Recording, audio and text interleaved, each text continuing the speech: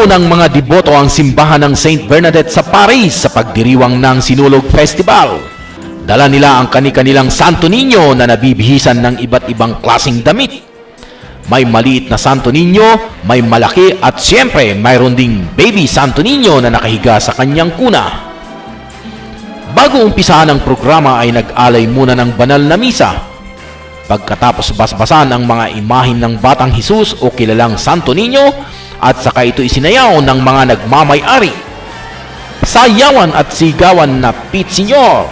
Ang iba nagkwento sa mga natanggap nilang himala bilang isang pagiging deboto sa Batang Hesukristo. Yun. Kaya, totoo, kagabi may lagnat pa ako pero ngayon pumaligo ako. Ngayon umaga at saka wala akong masakit ngayon ng katawan ko. Totoo yan. At tuwing araw ng Santo Niño, tuwing piyesta rito sa simbahan na to, pumupunta ako rito lagi at dinadala ko itong Santo Niño na ito.